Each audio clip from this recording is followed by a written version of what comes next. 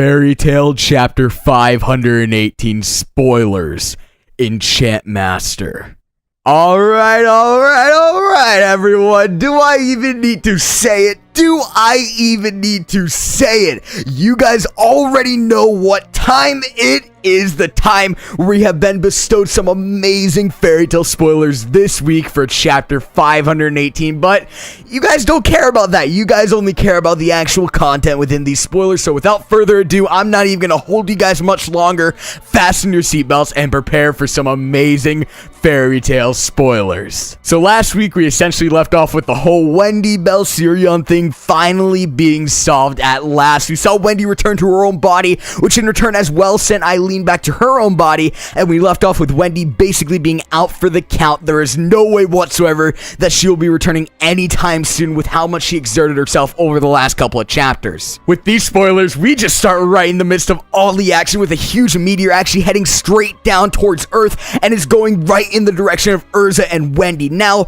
I'm almost certain that there's more content prior to this, seeing as last chapter we actually left off with EILEEN being in her human form, while within these spoilers she's in a dragon form, and we see no transformation within these spoilers, so again, I'm at least assuming that there's a little bit more before this. Skipping further into these spoilers, though, we actually find out that this large meteorite mass, or whatever the hell it is what you would actually call something called Dusema, or God Star Destruction. It just happens to be a more advanced version of Jalal's magic. Nevertheless, though, immediately after realizing that Dusema is actually heading their way, ERZA tries to react immediately. However, she seems to be immobile for the most part. Again, I'm not exactly too sure if we're missing anything prior. I'd assume that we are, but it could be stemming from the injuries that we actually saw her receive from not suing Gray. However, we see that ERZA isn't entirely immobile, seeing as her right arm, for the most part, is still functional. With that, we see her get the leeway and the ability to spring right into action to fend off this huge meteor-like thing. Again, I'm not exactly too sure what it is. I just know that it stems off of Jalal's magic and is referred to as Dusema. But with this, EILEEN actually questions what ERZA is doing, seeing as there is no way that she, being a human, would be capable of stopping something like this. This next part here, I feel as if would be good to read word for word. This is where ERZA's character shines, not only in the battlefield, but in speeches in general. I just absolutely love this part while looking through the spoilers, with EILEEN questioning ERZA's ability to fend the meteorite off. ERZA says, "Some time ago, people started calling me Titania. To be honest, I never cared what people thought of me.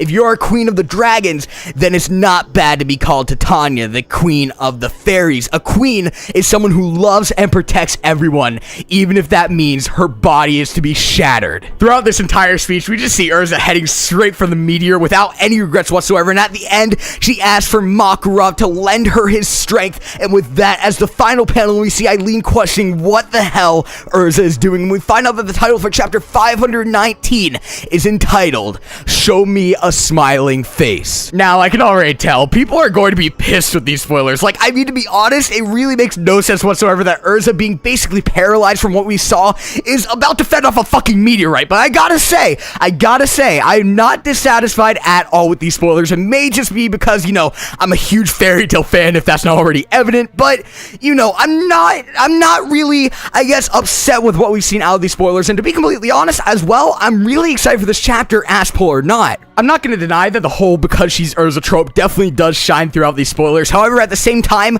I'm not going to complain either, to be completely honest. You're free to have your own opinions, but that there is mine. Personally, at this point, I just read fairy tale to get the enjoyment out of it. I don't believe that should be taken any other way whatsoever, but to be just a piece of enjoyment. But then again, that's just my opinion. With that, I want to hear your guys' opinions in the comment section below. Are you guys excited for this fairy tale chapter? Don't forget to like this video if you enjoyed, and subscribe if you're new and you enjoy my content. Peace.